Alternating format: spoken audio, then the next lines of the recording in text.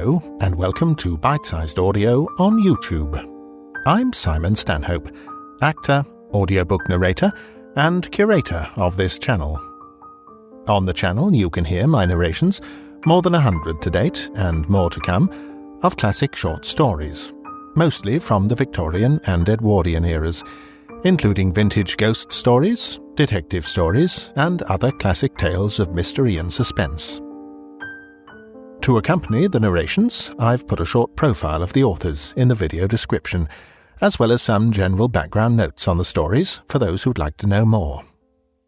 If you enjoy this content, please hit subscribe, like, share, leave a comment if you'd like to, and thank you for listening.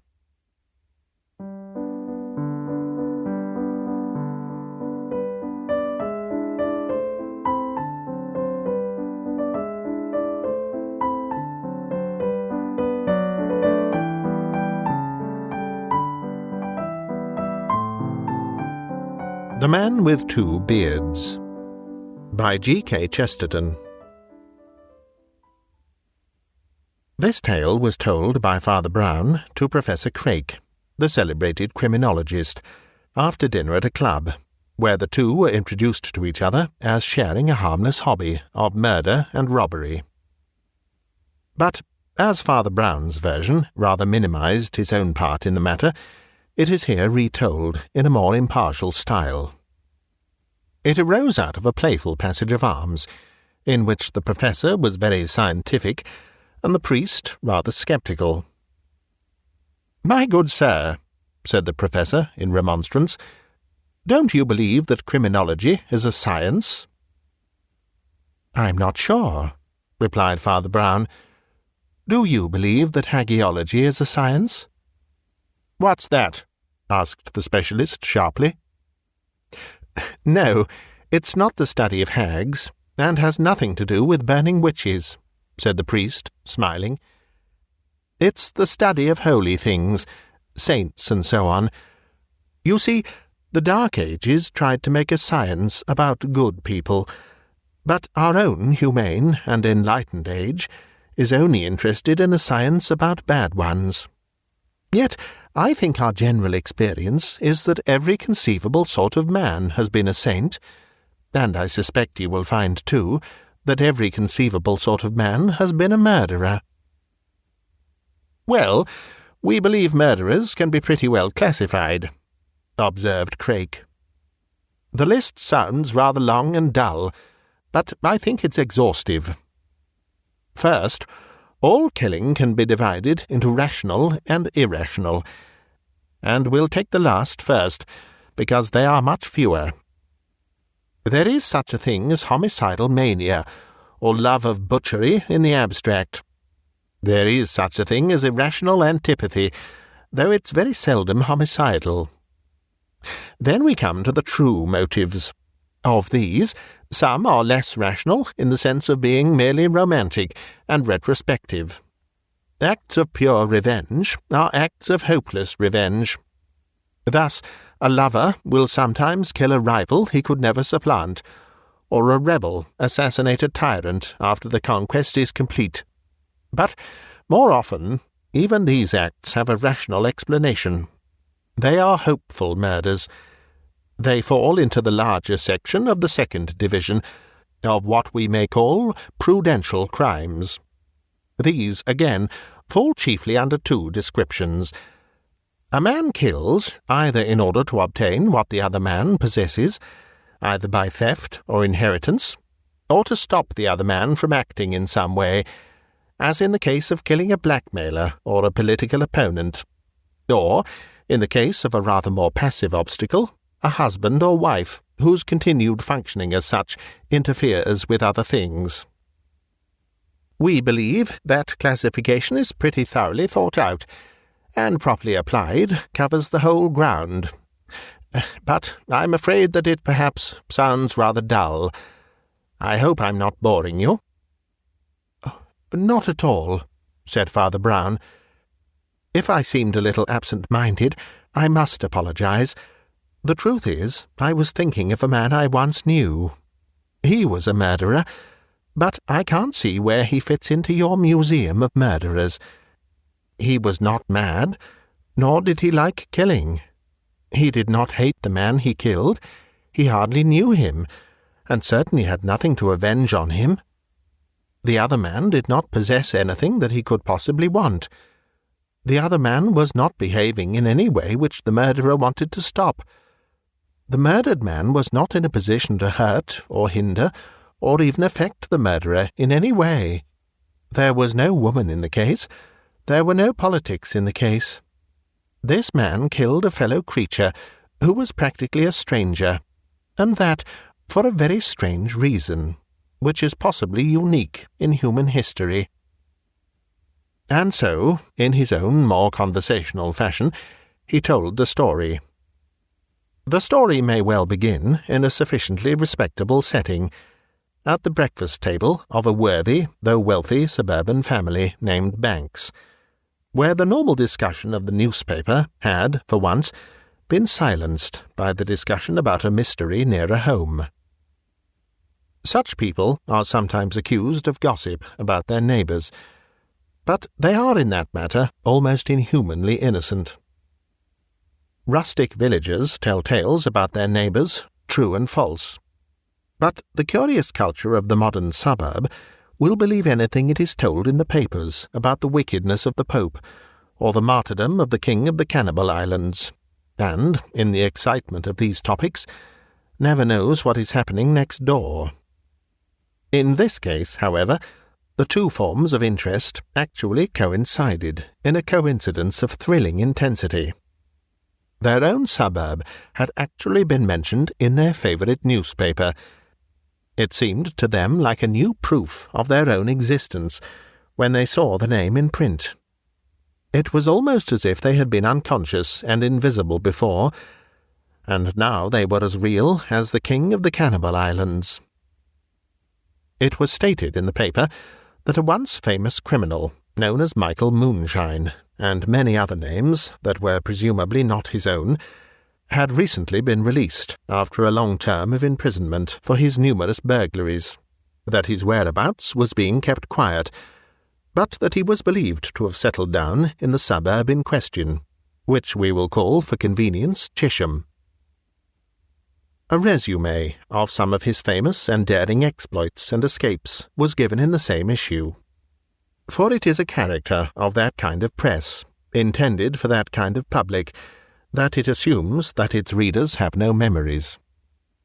While the peasant will remember an outlaw like Robin Hood or Rob Roy for centuries, the clerk will hardly remember the name of the criminal about whom he argued in trams and tubes 2 years before. Yet Michael Moonshine had really shown some of the heroic rascality of Rob Roy or Robin Hood. He was worthy to be turned into legend, and not merely into news. He was far too capable a burglar to be a murderer, but his terrific strength, and the ease with which he knocked policemen over like ninepins, stunned people, and bound and gagged them, gave something almost like a final touch of fear or mystery to the fact that he never killed them. People almost felt that he would have been more human if he had. Mr. Simon Banks, the father of the family, was at once better read and more old-fashioned than the rest. He was a sturdy man, with a short grey beard, and a brow barred with wrinkles. He had a turn for anecdotes and reminiscence, and he distinctly remembered the days when Londoners had lain awake, listening for Mike Moonshine, as they did for Spring-Heeled Jack. Then there was his wife, a thin, dark lady. There was a sort of acid elegance about her, for her family had much more money than her husband's, if rather less education, and she even possessed a very valuable emerald necklace upstairs that gave her a right to prominence in a discussion about thieves. There was his daughter, Opal, who was also thin and dark, and supposed to be psychic, at any rate by herself, for she had little domestic encouragement. Spirits of an ardently astral turn will be well advised not to materialize as members of a large family. There was her brother John, a burly youth, particularly boisterous in his indifference to her spiritual development, and otherwise distinguishable only by his interest in motor cars. He seemed to be always in the act of selling one car and buying another, and by some process, hard for the economic theorist to follow, it was always possible to buy a much better article by selling the one that was damaged or discredited. There was his brother Philip, a young man with dark curly hair, distinguished by his attention to dress, which is doubtless part of the duty of a stockbroker's clerk, but, as the stockbroker was prone to hint, hardly the whole of it. Finally, there was present at this family scene his friend Daniel Devine, who was also dark and exquisitely dressed, but bearded in a fashion that was somewhat foreign, and therefore, for many, slightly menacing. It was Devine who had introduced the topic of the newspaper paragraph, tactfully insinuating so effective an instrument of distraction at what looked like the beginning of a small family quarrel, for the psychic lady had begun the description of a vision she had had of pale faces floating in empty night outside her window, and John Banks was trying to roar down this revelation of a higher state with more than his usual heartiness. But the newspaper reference to their new and possibly alarming neighbour soon put both controversialists out of court. "How frightful!" cried Mrs. Banks. "He must be quite a newcomer, but who can he possibly be?" "I don't know any particularly newcomers," said her husband, "except Sir Leopold Pullman at Beechwood House." "My dear," said the lady, "how absurd you are! Sir Leopold!" Then, after a pause, she added, "If anybody suggested his secretary now, that man with the whiskers, I've always said, ever since he got the place Philip ought to have had." "Nothing doing," said Philip languidly, making his sole contribution to the conversation. "Not good enough." "The only one I know," observed Devine, "is that man called Carver, who is stopping at Smith's farm. He lives a very quiet life, but he's quite interesting to talk to. I think John has had some business with him." "Knows a bit about cars," conceded the monomaniac John. "He'll know a bit more when he's been in my new car." Devine smiled slightly. Everybody had been threatened with the hospitality of John's new car. Then he added reflectively, "That's a little what I feel about him. He knows a lot about motoring and travelling, and the active ways of the world, and yet he always stays at home, pottering about round old Smith's beehives. Says he's only interested in bee culture, and that's why he's staying with Smith. It seems a very quiet hobby for a man of his sort. However, I've no doubt John's car will shake him up a bit." As Devine walked away from the house that evening, his dark face wore an expression of concentrated thought. His thoughts would, perhaps, have been worthy of our attention, even at this stage, but it is enough to say that their practical upshot was a resolution to pay an immediate visit to Mr. Carver at the house of Mr. Smith. As he was making his way thither, he encountered Barnard, the secretary at Beechwood House, conspicuous by his lanky figure and the large side whiskers which Mrs. Banks counted among her private wrongs. Their acquaintance was slight, and their conversation brief and casual, but Devine seemed to find in it food for further cogitation. "Look here," he said abruptly. "Excuse my asking, but is it true that Lady Pullman has some very famous jewellery up at the house? I'm not a professional thief, but I've just heard there's one hanging about." "I'll get her to give an eye to them," answered the secretary.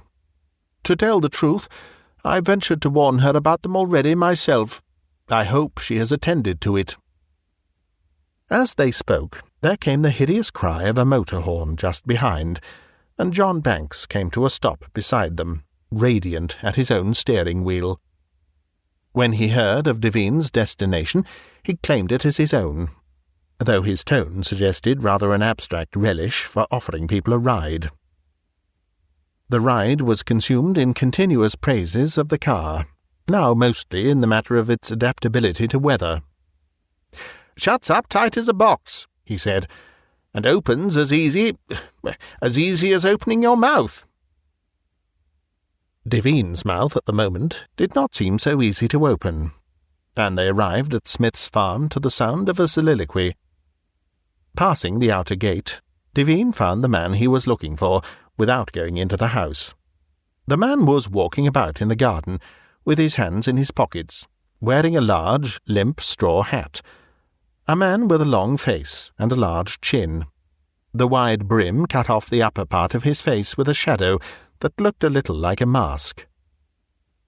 In the background was a row of sunny beehives, along which an elderly man, presumably Mr. Smith, was moving, accompanied by a short, commonplace-looking companion in black clerical costume. "I say!" burst in the irrepressible John, before Devine could offer any polite greeting. "I've brought her round to give you a little run. You see if she isn't better than a thunderbolt." Mr. Carver's mouth set into a smile that may have been meant to be gracious, but looked rather grim. "I'm afraid I shall be too busy for pleasure this evening," he said. "How doth the little busy bee?" observed Devine, equally enigmatically. "Your bees must be very busy if they keep you at it all night. I was wondering if—" "Well?" demanded Carver, with a certain cool defiance. "Well, they say we should make hay while the sun shines," said Devine. "Perhaps you make honey while the moon shines." There came a flash from the shadow of the broad-brimmed hat, as the whites of the man's eyes shifted and shone. "Perhaps there is a good deal of moonshine in the business," he said. "But I warn you, my bees do not only make honey, they sting." "Are you coming along in the car?" insisted the staring John. But Carver, though he threw off the momentary air of sinister significance with which he had been answering Devine, was still positive in his polite refusal. "I can't possibly go," he said. "Got a lot of writing to do. Perhaps you'll be kind enough to give some of my friends a run, if you want a companion. This is my friend, Mr. Smith, Father Brown." "Of course," cried Banks. "Let 'em all come." "Thank you very much," said Father Brown. "I'm afraid I shall have to decline.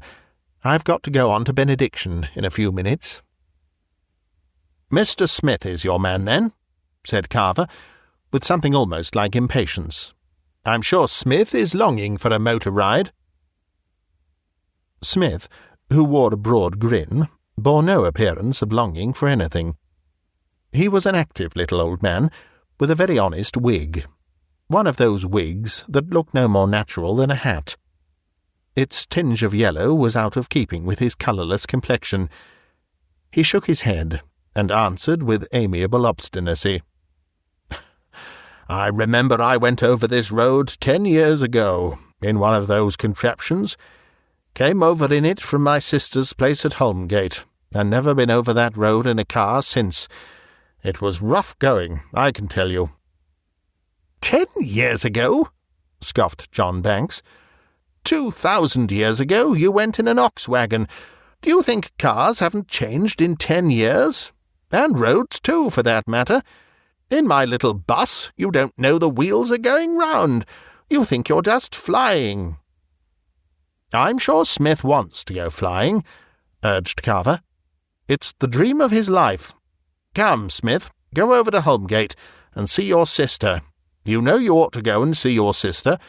Go over and stay the night if you like." "Well, I generally walk over, so I generally do stay the night," said old Smith. "No need to trouble the gentleman today, particularly." "But think what fun it will be for your sister to see you arrive in a car," cried Carver. "You really ought to go. Don't be so selfish." "That's it," assented Banks, with buoyant benevolence. "Don't you be selfish. It won't hurt you. You aren't afraid of it, are you?" "Well," said Mr. Smith, blinking thoughtfully. "I don't want to be selfish, and I don't think I'm afraid. I'll come with you, if you put it that way." The pair drove off, amid waving salutations that seemed somehow to give the little group the appearance of a cheering crowd.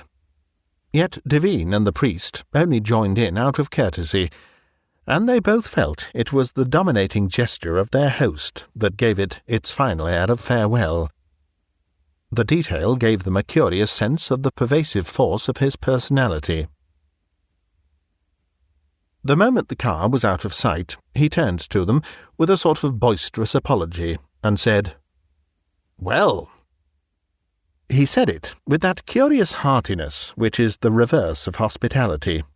That extreme geniality is the same as a dismissal. "I must be going," said Devine. "We must not interrupt the busy bee. I'm afraid I know very little about bees. Sometimes I can hardly tell a bee from a wasp." "I've kept wasps, too," answered the mysterious Mr. Carver.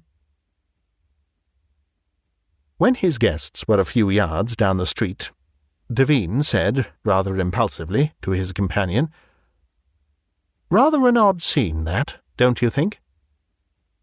"Yes," replied Father Brown. "And what do you think about it?" Devine looked at the little man in black, and something in the gaze of his great grey eyes seemed to renew his impulse. "I think," he said, "that Carver was very anxious to have the house to himself tonight. I don't know whether you had any such suspicions?" "I may have my suspicions," replied the priest, "but I'm not sure whether they're the same as yours." That evening, when the last dusk was turning into dark in the gardens round the family mansion, Opal Banks was moving through some of the dim and empty rooms, with even more than her usual abstraction, and anyone who had looked at her closely would have noted that her pale face had more than its usual pallor. Despite its bourgeois luxury, the house as a whole had a rather unique shade of melancholy. It was the sort of immediate sadness that belongs to things that are old rather than ancient. It was full of faded fashions rather than historic customs, of the order and ornament that is just recent enough to be recognized as dead. Here and there, early Victorian-coloured glass tinted the twilight. The high ceilings made the long rooms look narrow, and at the end of the long room down which she was walking was one of those round windows to be found in the buildings of its period. As she came to about the middle of the room, she stopped, and then suddenly swayed a little, as if some invisible hand had struck her on the face. An instant after, there was the noise of knocking on the front door, dulled by the closed doors between. She knew that the rest of the household were in the upper parts of the house, but she could not have analysed the motive that made her go to the front door herself. On the doorstep stood a dumpy and dingy figure in black, which she recognised as the Roman Catholic priest, whose name was Brown. She knew him only slightly, but she liked him. He did not encourage her psychic views, quite the contrary, but he discouraged them as if they mattered, and not as if they did not matter. It was not so much that he did not sympathise with her opinions, as that he did sympathise, but did not agree. All this was in some sort of chaos in her mind, as she found herself saying, without greeting, or waiting to hear his business, "I'm so glad you've come. I've seen a ghost." "There's no need to be distressed about that," he said. "It often happens. Most of the ghosts aren't ghosts, and the few that may be won't do you any harm. Was it any ghost in particular?" "No," she admitted, with a vague feeling of relief. "It wasn't so much the thing itself, as an atmosphere of awful decay, a sort of luminous ruin. It was a face at the window, but it was pale and goggling, and looked like the picture of Judas."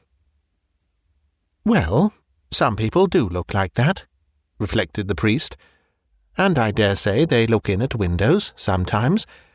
May I come in and see where it happened?" When she returned to the room with the visitor, however, other members of the family had assembled, and those of a less psychic habit had thought it convenient to light the lamps. In the presence of Mrs. Banks, Father Brown assumed a more conventional civility, and apologized for his intrusion. "I'm afraid it is taking a liberty with your house, Mrs. Banks," he said, "but I think I can explain how the business happens to concern you. I was up at the Pullman's place just now, when I was rung up and asked to come round here to meet a man who is coming to communicate something that may be of some moment to you. I should not have added myself to the party, only I am wanted, apparently, because I am a witness to what has happened up at Beechwood. In fact, it was I who had to give the alarm." "What has happened?" repeated the lady. "There has been a robbery up at Beechwood House," said Father Brown, gravely. "A robbery, and, what I fear is worse, Lady Pullman's jewels have gone, and her unfortunate secretary, Mr. Barnard, was picked up in the garden, having evidently been shot by the escaping burglar." "That man!" ejaculated the lady of the house. "I believe he was—" She encountered the grave gaze of the priest, and her words suddenly went from her. She never knew why. "I communicated with the police," he went on, "and with another authority interested in this case, and they say that even a superficial examination has revealed footprints and fingerprints and other indications of a well-known criminal." At this point, the conference was for a moment disturbed by the return of John Banks, from what appeared to have been an abortive expedition in the car.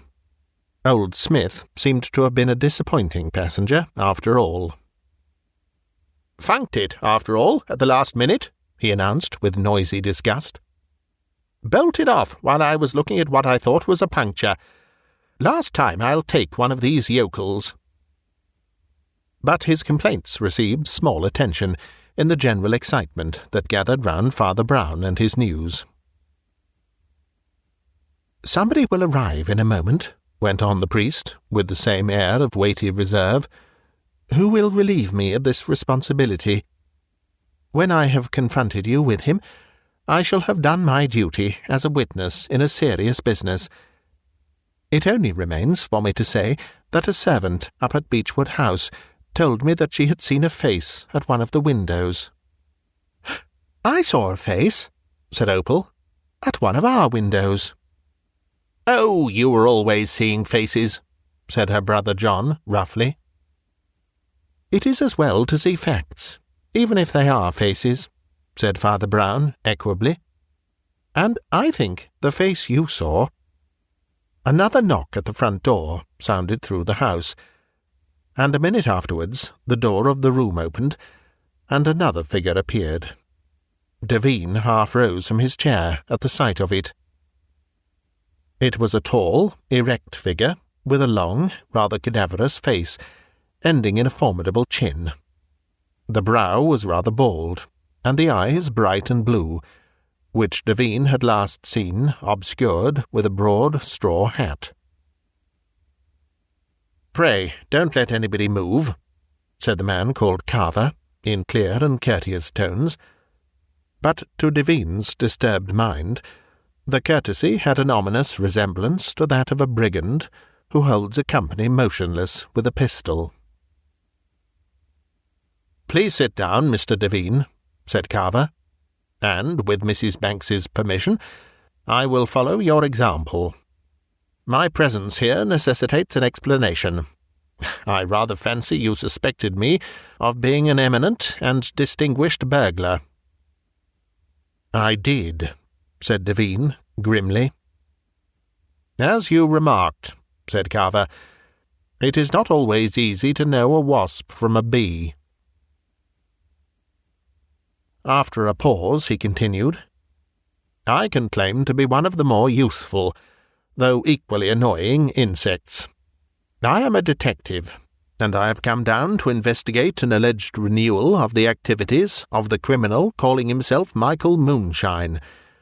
Jewel robberies were his speciality, and there has just been one of them at Beechwood House, which, by all the technical tests, is obviously his work. Not only do the prints correspond, but you may possibly know that when he was last arrested, and it is believed on other occasions also, he wore a simple but effective disguise of a red beard and a pair of large, horn-rimmed spectacles. Opal Banks leaned forward fiercely. "That was it!" she cried in excitement. "That was the face I saw, with great goggles and a red ragged beard, like Judas. I thought it was a ghost." "That was also the ghost the servant at Beechwood saw," said Carver dryly. He laid some papers and packages on the table, and began carefully to unfold them. "As I say," he continued, "I was sent down here to make inquiries about the criminal plans of this man Moonshine. That is why I interested myself in beekeeping, and went to stay with Mr. Smith." There was a silence, and then Devine started and spoke. "You don't seriously mean to say that nice old man—" "Come, Mr. Devine," said Carver with a smile. "You believed a beehive was only a hiding-place for me. Why shouldn't it be a hiding-place for him?" Devine nodded gloomily, and the detective turned back to his papers. "Suspecting Smith, I wanted to get him out of the way and go through his belongings. So I took advantage of Mr. Banks's kindness in giving him a joy-ride. Searching his house, I found some curious things to be owned by an innocent old rustic interested only in bees. This is one of them." From the unfolded paper, he lifted a long, hairy object, almost scarlet in colour, the sort of sham beard that is worn in theatricals.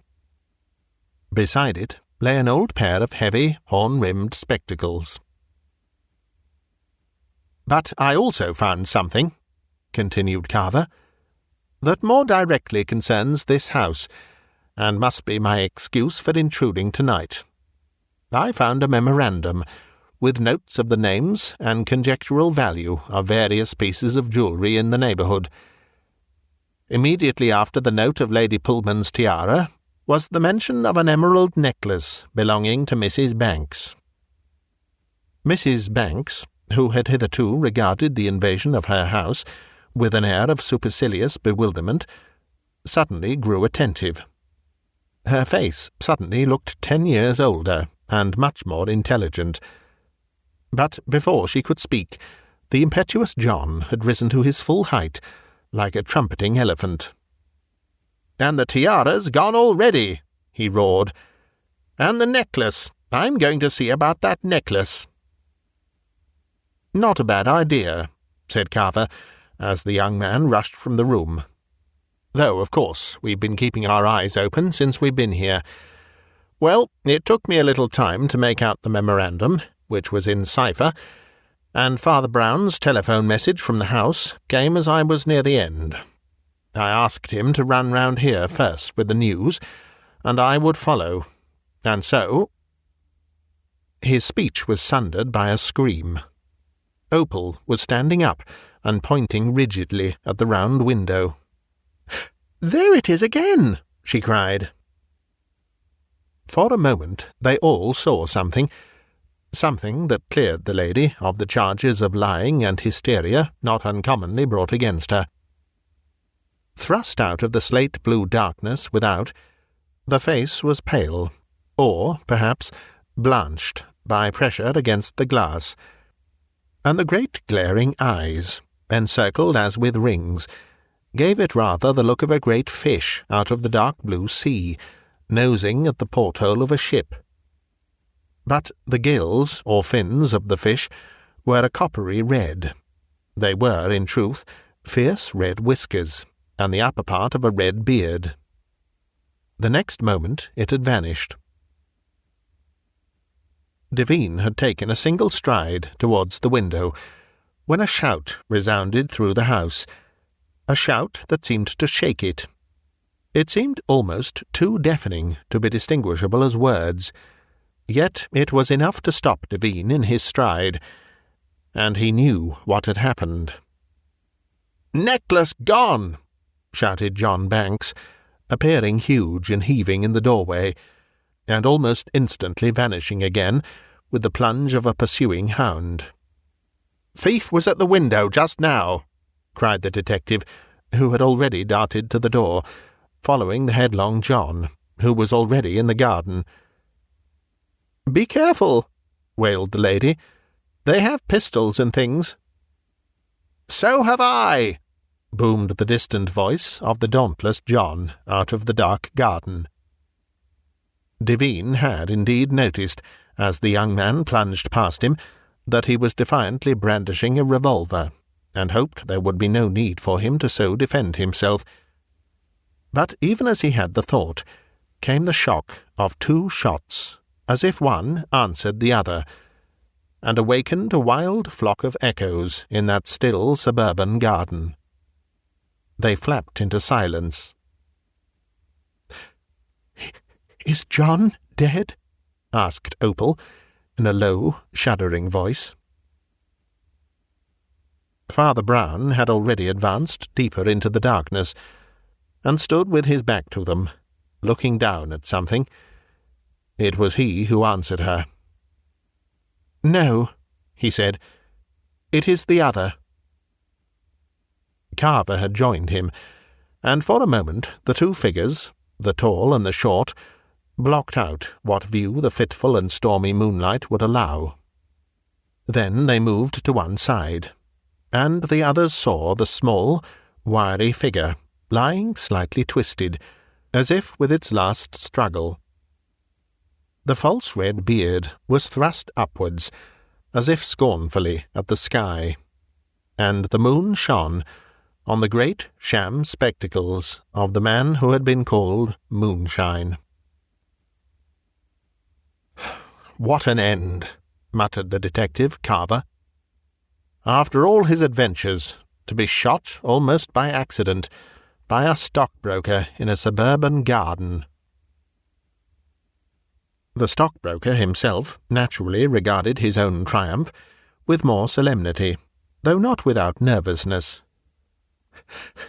"I had to do it," he gasped, still panting with exertion. "I'm sorry. He fired at me." "There will have to be an inquest, of course," said Carver, gravely. "But I think there will be nothing for you to worry about. There's a revolver fallen from his hand, with one shot discharged, and he certainly didn't fire after he'd got yours." By this time they had assembled again in the room, and the detective was getting his papers together for departure. Father Brown was standing opposite to him, looking down at the table as if in a brown study. Then he spoke abruptly.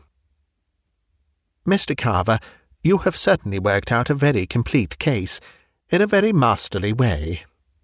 I rather suspected your professional business, but I never guessed you would link everything up together so quickly. The bees, and the beard, and the spectacles, and the cipher, and the necklace, and everything." "Always satisfactory to get a case really rounded off," said Carver. "Yes," said Father Brown, still looking at the table. "I admire it very much." Then he added, with a modesty verging on nervousness, "It's only fair to you to say that I don't believe a word of it." Devine leaned forward with sudden interest. "Do you mean you don't believe he is Moonshine the burglar?" "I know he is the burglar, but he didn't burgle," answered Father Brown.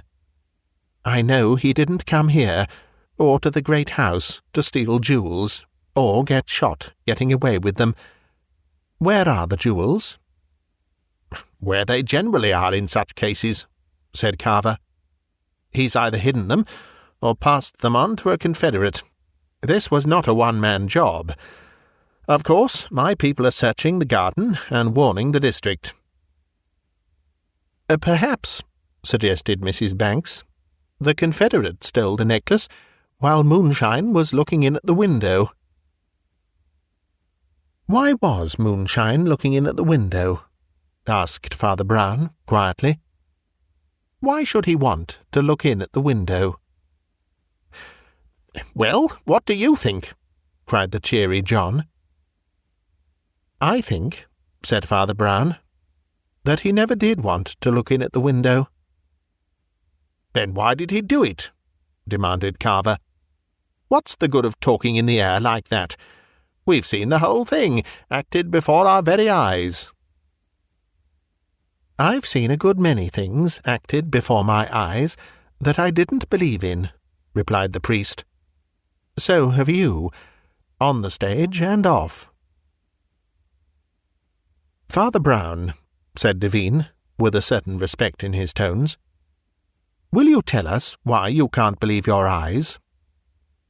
"Yes, I will try to tell you," answered the priest. Then he said gently, "You know what I am and what we are. We don't bother you much. We try to be friends with all our neighbours. But you can't think we do nothing. You can't think we know nothing. We mind our own business, but we know our own people. I knew this dead man very well indeed.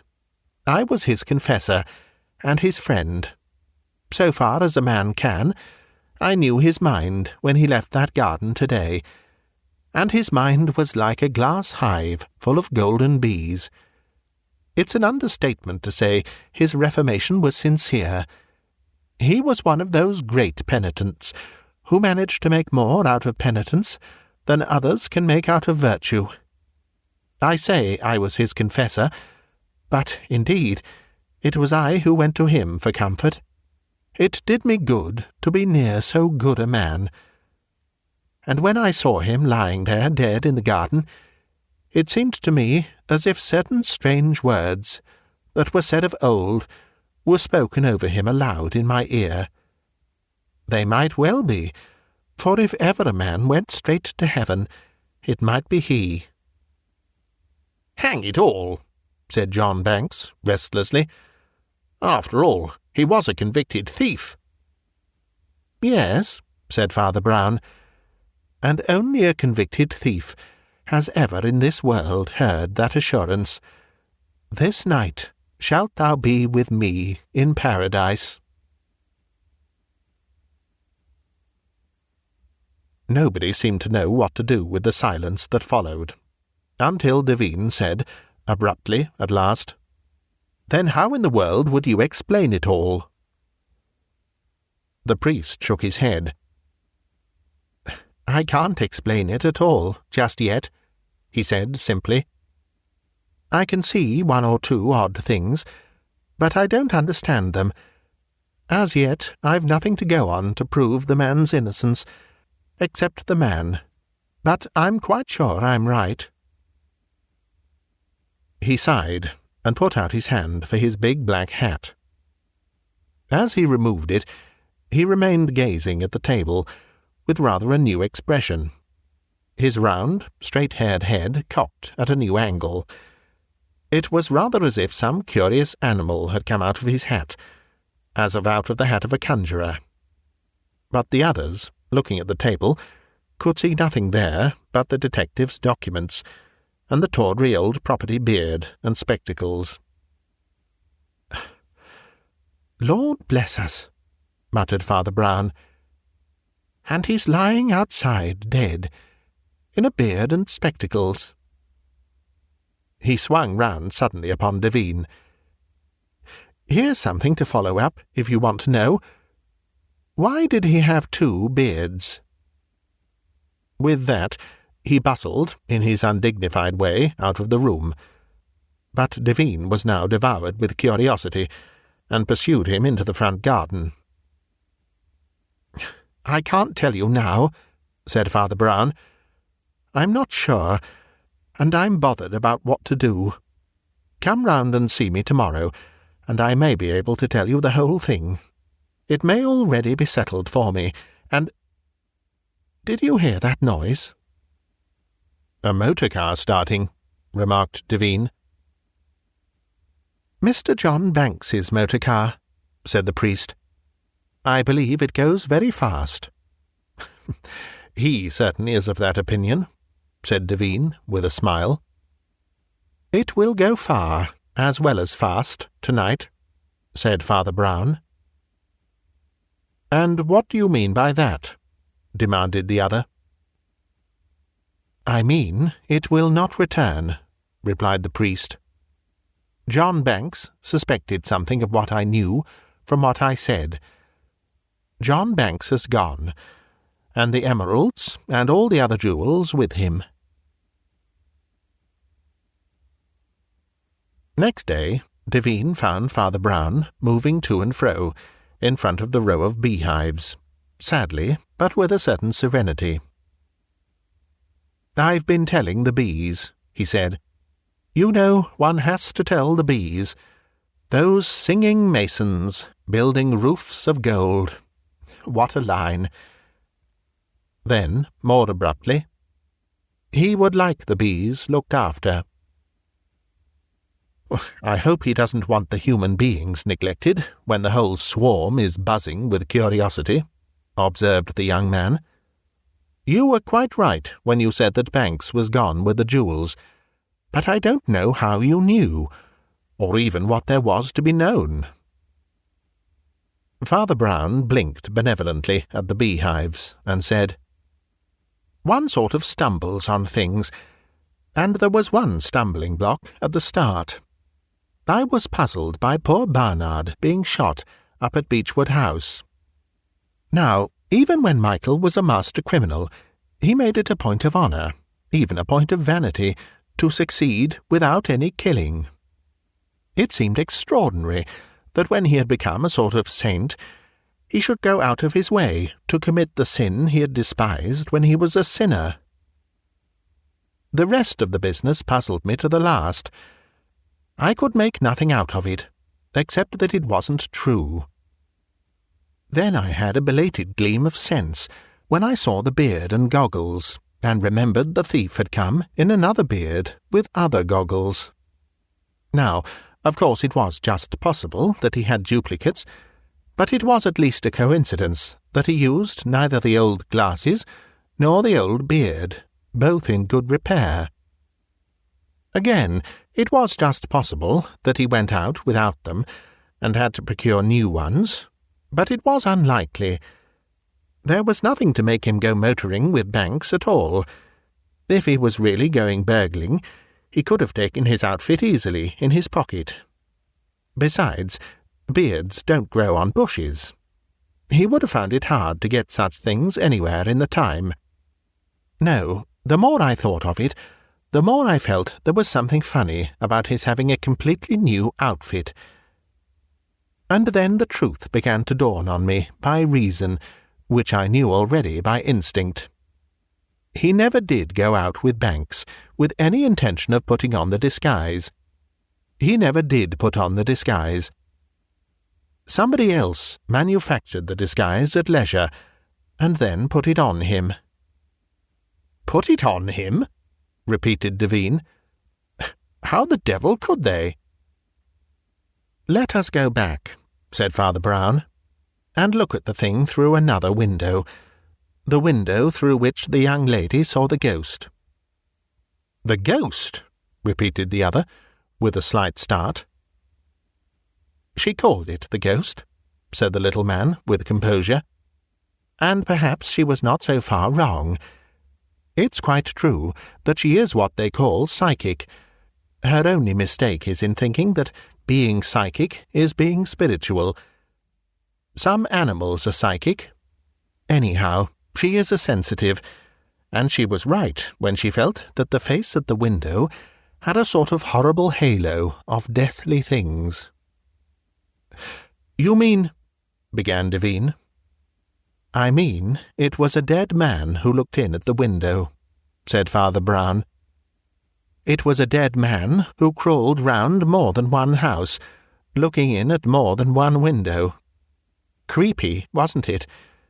But in one way it was the reverse of a ghost, for it was not the antic of the soul freed from the body, it was the antic of the body freed from the soul.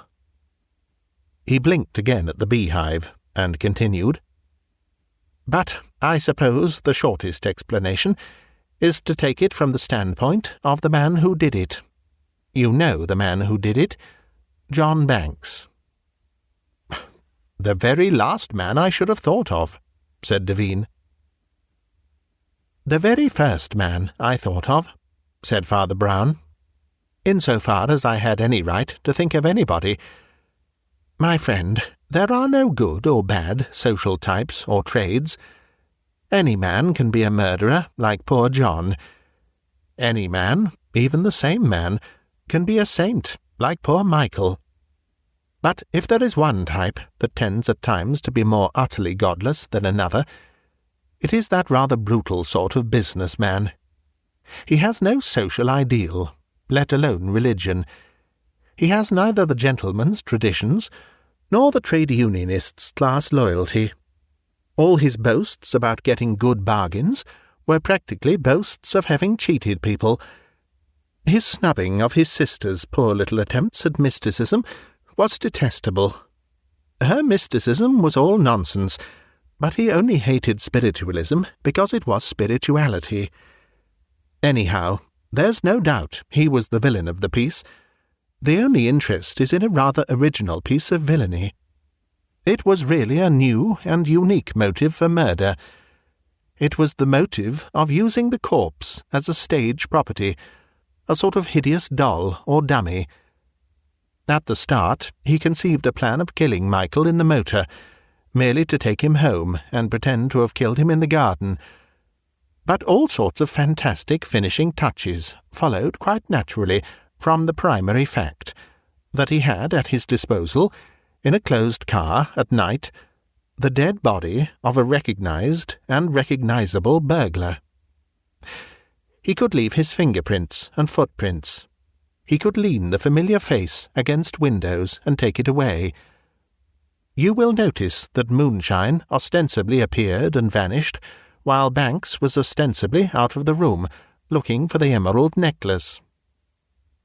Finally, he had only to tumble the corpse onto the lawn, fire a shot from each pistol, and there he was. It might never have been found out, but for a guess about the two beards. "Why had your friend Michael kept the old beard?" Devine said thoughtfully. "That seems to me questionable." "To me, who knew him, it seems quite inevitable," replied Father Brown. "His whole attitude was like that wig that he wore. There was no disguise about his disguises. He didn't want the old disguise any more, but he wasn't frightened of it. He would have felt it false to destroy the false beard. It would have been like hiding, and he was not hiding. He was not hiding from God. He was not hiding from himself. He was in the broad daylight. If they'd taken him back to prison, he'd still have been quite happy. He was not whitewashed, but washed white. There was something very strange about him, almost as strange as the grotesque dance of death through which he was dragged after he was dead. When he moved to and fro, smiling among these beehives, even then, in a most radiant and shining sense, he was dead. He was out of the judgment of this world." There was a short pause, and then Devine shrugged his shoulders and said, "It all comes back to bees and wasps, looking very much alike in this world, doesn't it?"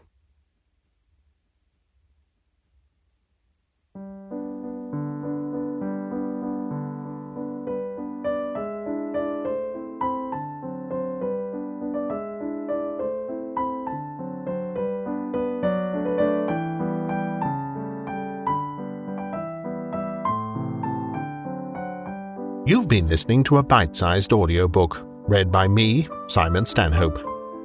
If you'd like to help me to keep producing new content, You can find links in the video description to my Patreon page, or to buy me a coffee. Another way to support me is through my Bandcamp page, bitesizedaudio.bandcamp.com, where you can hear my narrations of many more classic short stories, and you can also purchase and download them to keep. This recording is copyright Bitesized Audio 2023. Thank you for listening.